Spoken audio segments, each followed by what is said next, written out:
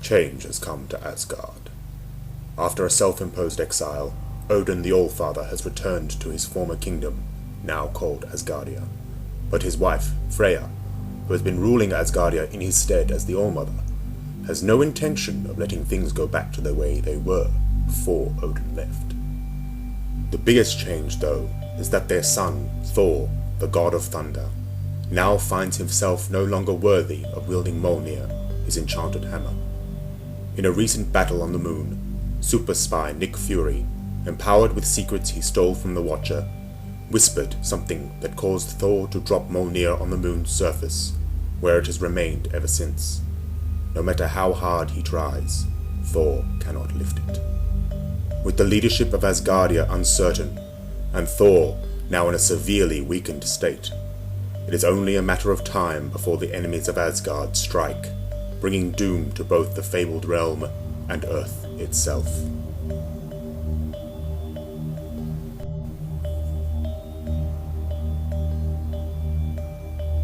And so begins the first issue of the fourth volume of Marvel's Thor, released in September of 2014 and written by Jason Aaron. In this visual essay, we'll be looking at the ideological themes running through this issue, and whether or not the semiotic signifiers used help reinforce the established ideology or subvert it, all for the pleasure of its geeky audience.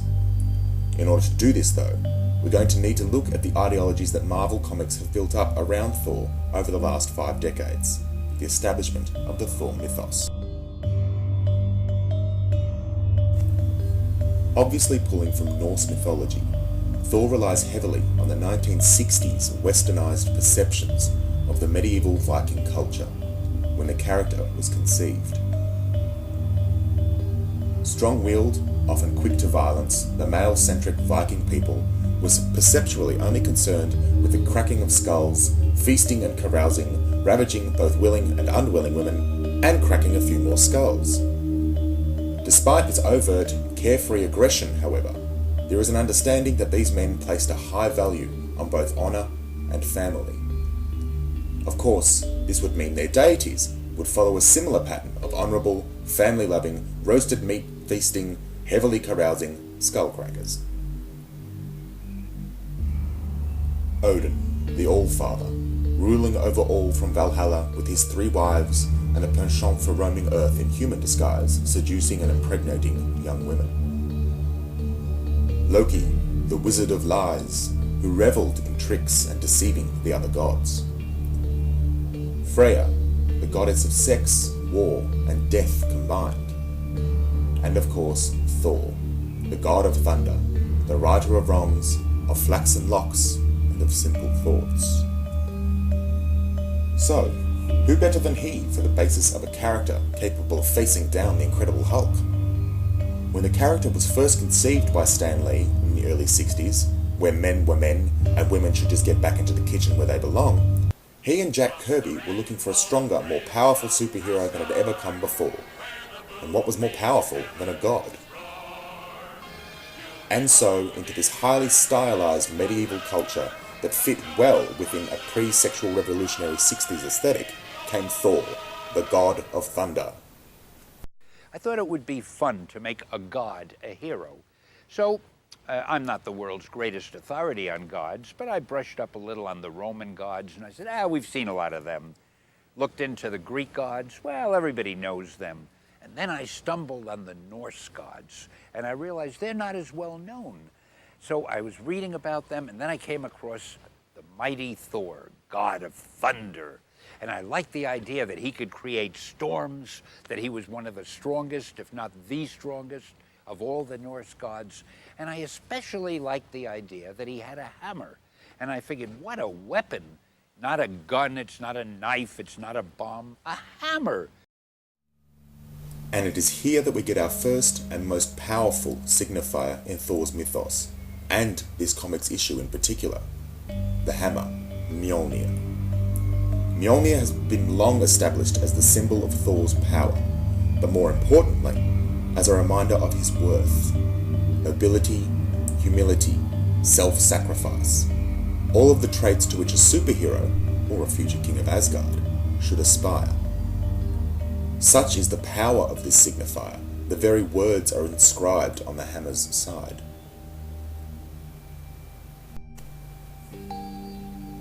While it is well established in the ideology of the comic book series that this symbol of worth is simply a measure of Odin teaching his son to value these traits as a future leader, it also acts as a visual cue to suggest that others are, perhaps not lesser of character, but surely not deserving enough to possess the power of a god.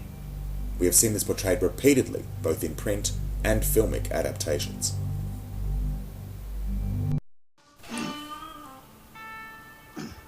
right back. Either they are mere mortals, wholly unworthy of its power, Are you on my team? Just represent, pull. All right, let's go. too emotionally unwieldy, or any mixture of the above. Oh, no, that's not a question I need answered. The handle's imprinted. Whosoever is carrying Thor's fingerprints is, I think, the literal translation. Yes, well, that's a very interesting theory. I have a simpler one. You're all not worthy. In this issue, Mjolnir sits on the moon's surface, unable to be shifted by anyone, sitting in silent judgment of all, even he who enchanted it from the beginning, Odin himself.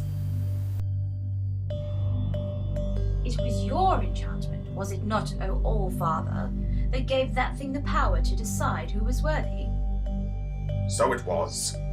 Stand aside, boy. This folly ends now.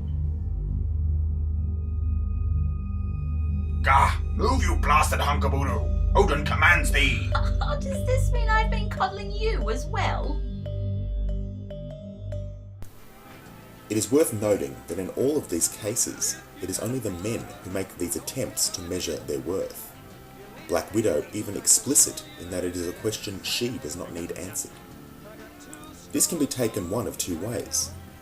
Either only men can be worthy of these traits, or it is only the men who feel compelled to prove it.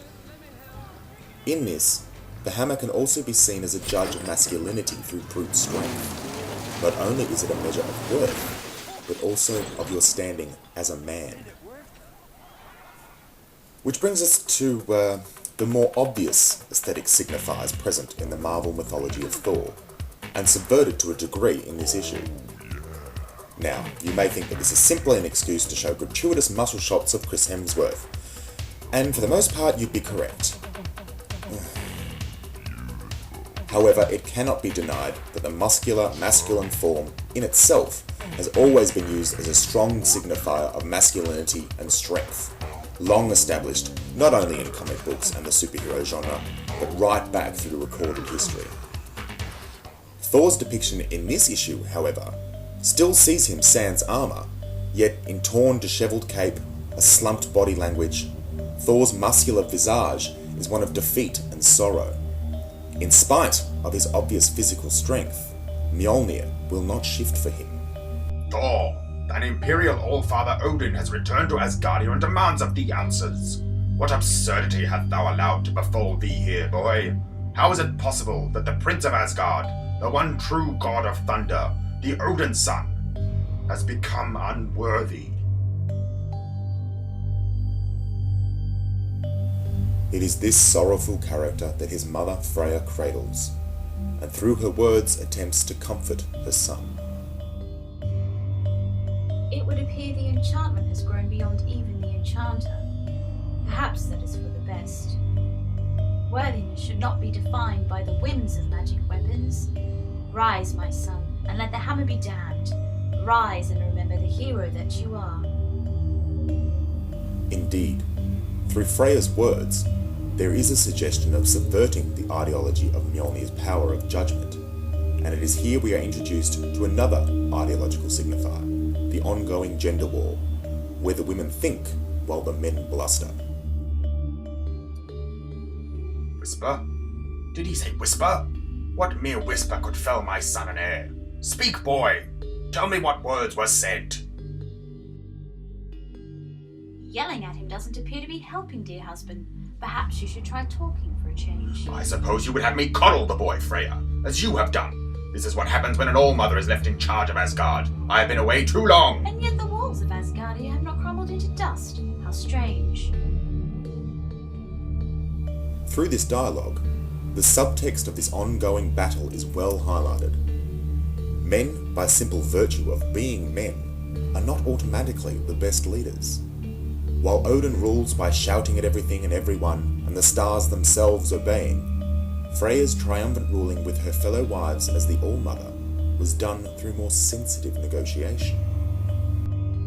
What didst thou say? What didst thou say? They asked orders of their liege lord. Aye, and she did answer. Odin has returned, woman. There is no more need for an All-Mother. Now that Odin has returned, perhaps there is more need than ever before.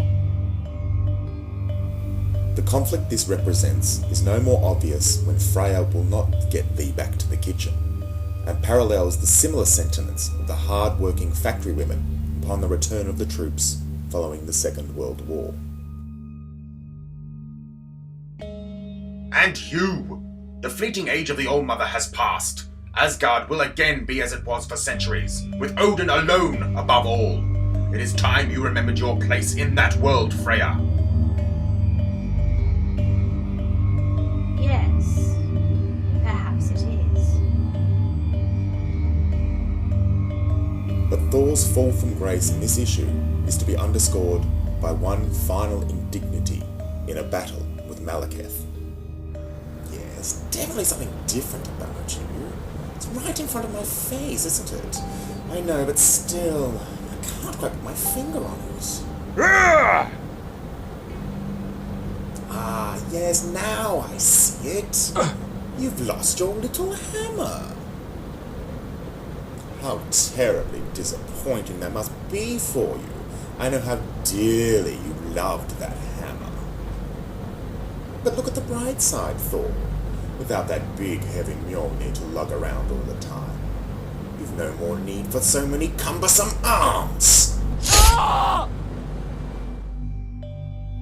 Here, Malekith again highlights Mjolnir's significance as a symbol of strength and of worthiness, and how Thor suffers from a lack of both through its absence.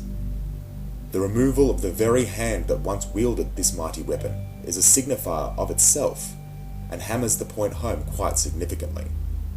Pardon the pun. We have seen the last of Thor. There must always be a Thor. And this, of course, brings us to the climax of the issue, and an action that signifies a complete subversion of the ideologies established throughout. Whoever holds this hammer, if she be worthy, shall possess the power of Thor.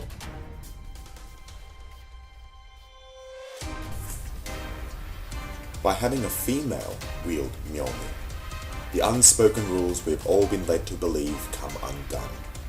Indeed, a woman can be worthy, and can display these traits of self-sacrifice, humility, and nobility.